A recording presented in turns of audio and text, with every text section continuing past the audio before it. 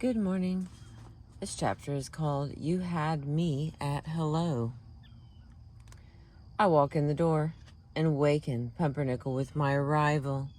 First I hear her, the thump-thumping of her tail against the floor, her toenails scratching on the ground as she rises heavily, the jingle of collar tags as she wriggles a shake down the length of her body and out her tail. Then I see her. Her ears press back, her eyes soften. She smiles without smiling. She trots to me, her head slightly down, ears perked and tail swinging. As I reach forward, she snuffles a greeting. I snuffle back. Her moist nose just touches me.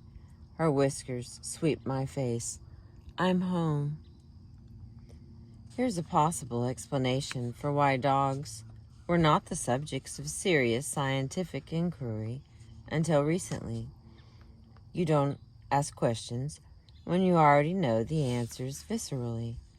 The delight of my twice or thrice daily reunions with Pumpernickel is matched by their ordinariness.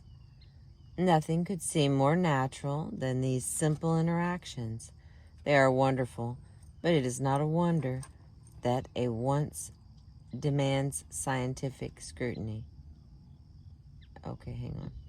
Nothing could seem more natural than these simple interactions.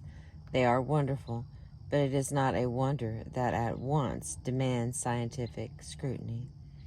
I may as well dwell on the nature of my right elbow. It is simply a part of me all the time, and I don't puzzle over its helpful placement there, precisely between my upper arm and my forearm, or ponder what it might be like in the future. Well, I should reconsider that elbow, for the nature of what in certain circles is termed the dog-human bond is exceptional. It is not just any animal awaiting my arrival. It is not just any dog. It is a very particular kind of dog, a domesticated one, and a particular kind of dog, one with whom I have created a symbiotic relationship. Our interactions enact a dance to which only we know the particular steps. Two things, domestication and development, made the dance possible at all. Domestication set the stage. The rituals are created together. We are bound together before we know it. It is before reflection or analysis. The human bond with dogs is animal at its core. Animal life has succeeded by individual animals associating with and eventually bonding with others. Originally, animals' connection with each other may only have lasted for one sex-filled instant, but the meeting of anatomy at some point evolved in myriad directions into long-term pairings centered around raising young, groups of related individuals living together, unions of same sex, non-mating animals for protection or companionship, or both, even alliances between cooperative neighbors. The classic pair bond is a description of the association that forms between two mated animals. Bonded animals might be recognized by even a naive observer. Most pair bonds hang out together.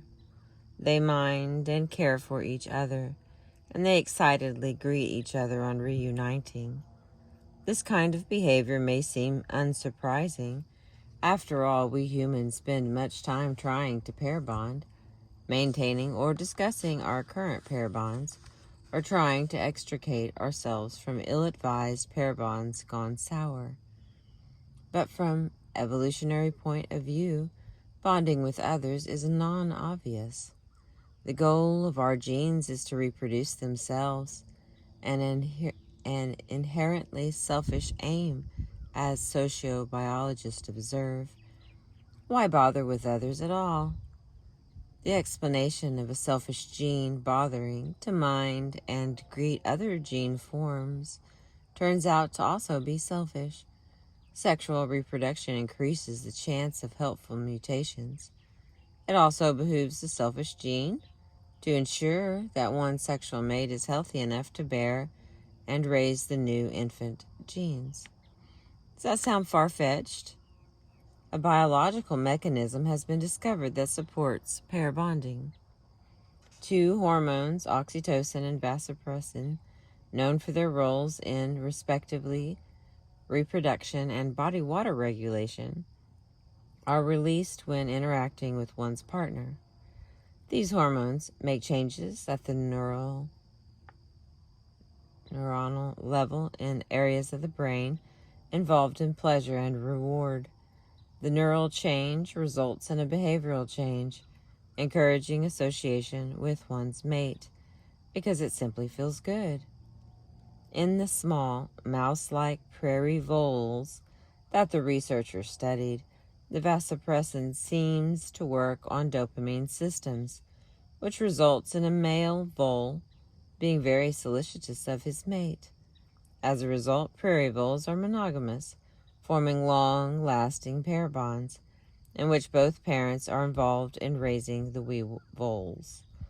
But these are intra-specific pair bonds between members of the same species, was started cross-species bonding, which now results in our living with, sleeping with, and dressing up in sweaters our dog. Konrad Lorenz was the first to describe it. He gave a description of what he called simply the bond in the 1960s, well before the current age of neuroscience and before human-pet relationship seminars. In scientific language, he defined the bond as revealed in behavior patterns of an objectively demonstrable mutual attachment.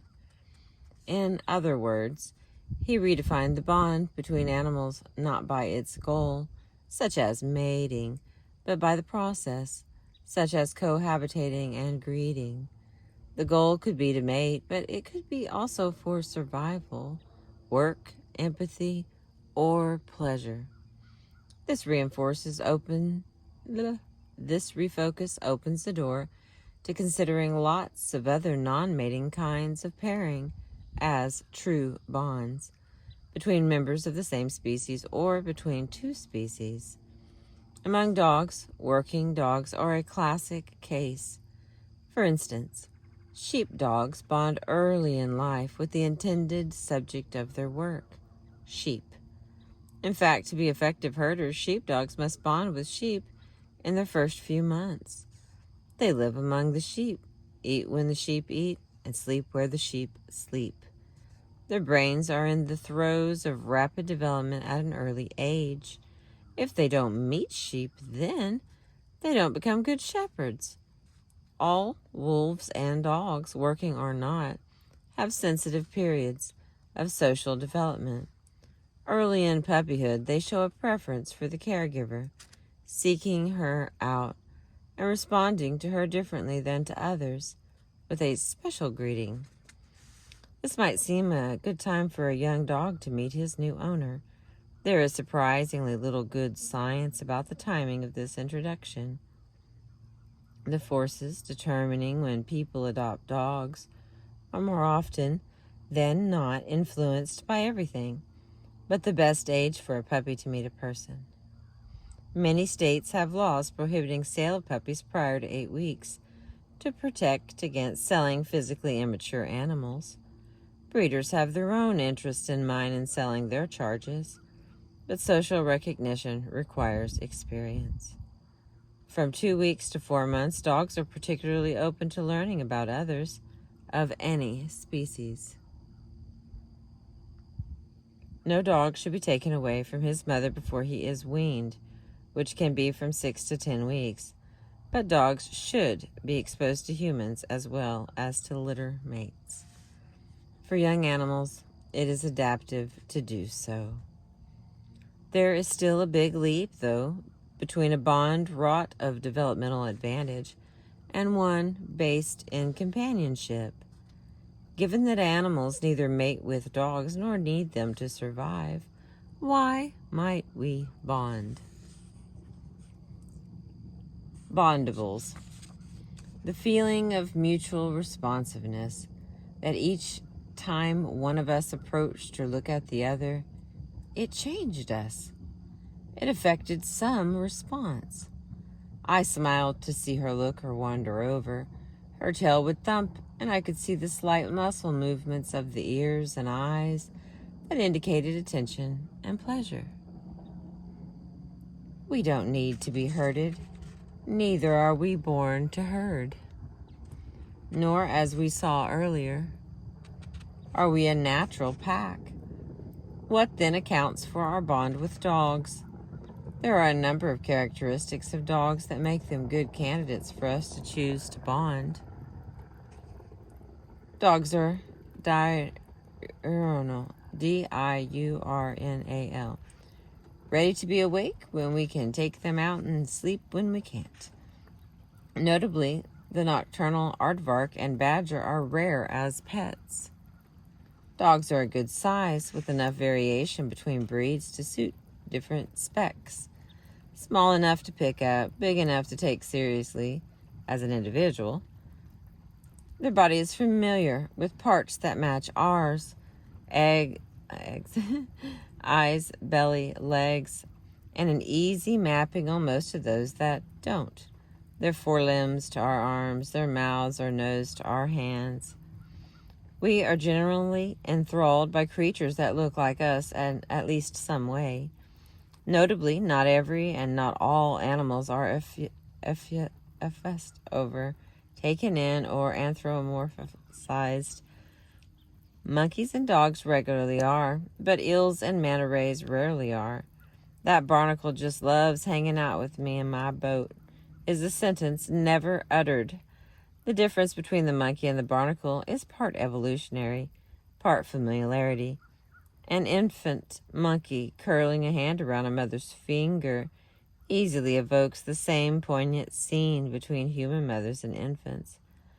By contrast, however, much a young eel may be yearning for contacts as it slides towards its mother, its lack of limbs gets in the way of our calling the scene touching or even intentional. The tale is a disparity, but it is pleasing in its own right. They move more or less the way we do. If more swiftly, they go forward better than backward. They have a relaxation to their stride and a grace to their run.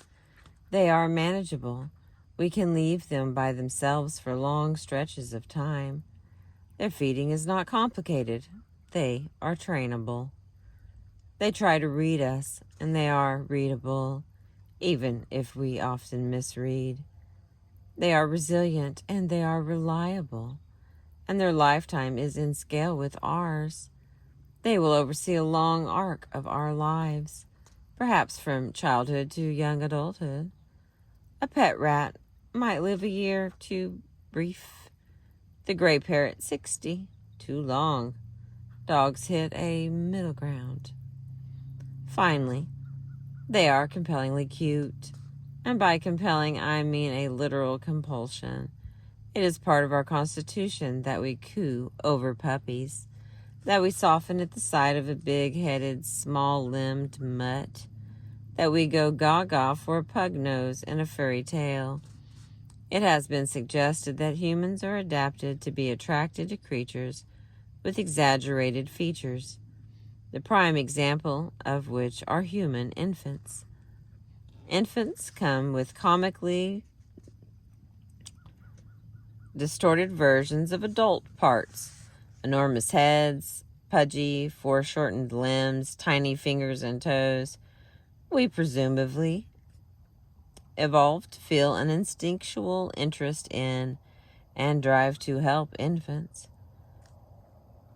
Without an older human's assistance, no infant would survive on its own. They are adorably helpless. Thus, those non-human animals with neotenized infant-like features may prompt our attention and care because these are features of human juveniles. Dogs accidentally fit the bill. Their cuteness is half fur and half monotony, which they have in spades. Heads overly large for their bodies, ears all out of proportion with the size of their heads they are attached to, full saucer eyes, noses undersized or oversized, never nose-sized. All these features are relevant in attracting us to dogs, but they don't fully explain why we bond. The bond is formed over time, not just on looks, but on how we interact together. At its most general, the explanation may simply be that, as one of Woody Allen's characters says, we need the eggs. He describes his own crazy pair bonding attempts with a joke about his brother, a fellow so off that he thinks he's a chicken. Sure, the family could send him to be fixed of this delusion, but they're too happy with the protein-rich spoils of his mental disease. In other words, the answer is a non-answer. It's simply in our nature to bond.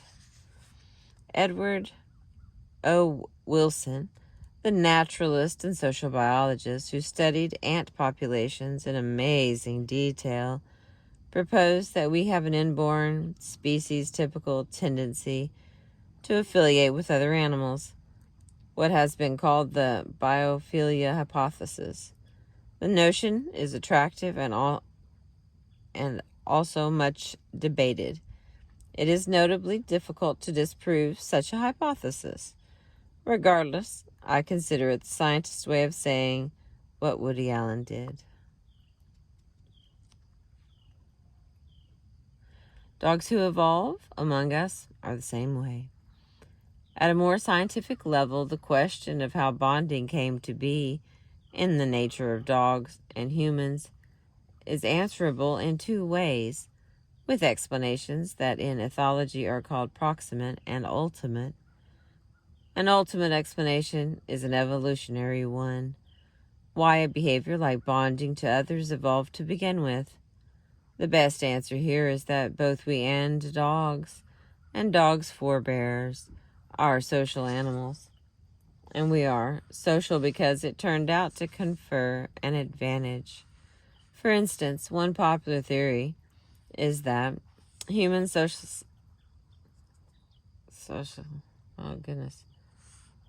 one popular theory is that human sociality allowed for the distribution of roles that enabled them to hunt more effectively. Thus, our ancestors' success at hunting made it possible for them to survive and thrive, while these poor Neanderthals who stuck it out on their own did not. For wolves, too, staying in social family groups allows for cooperative hunting of large game, for the convenience of a mating partner, and for assistance in rearing the pups. We might be social with any other social animal, but we do not, notably, bond with meerkats, ants, or beavers. To explain our particular choice of dogs, we must look one step more immediate. A proximate explanation is a local one. What immediate effect the behavior has that reinforces it or rewards behavior. For an animal, reinforcement could be the meal that follows a hunt, or the copulation that follows an arduous, energetic pursuit. It is here that dogs distinguish themselves from the other social animals. There are three essential behavioral means by which we maintain and feel rewarded by bonding with dogs. The first is contact. The touch of an animal goes far beyond the mere stimulation of nerves in the skin. The second is a greeting ritual, the celebration of encountering one. Another serves as recognition and acknowledgement. The third is timing. The pace of our interactions with each other is part of what can make them succeed or fail. Together they combine to bond us irrevocably.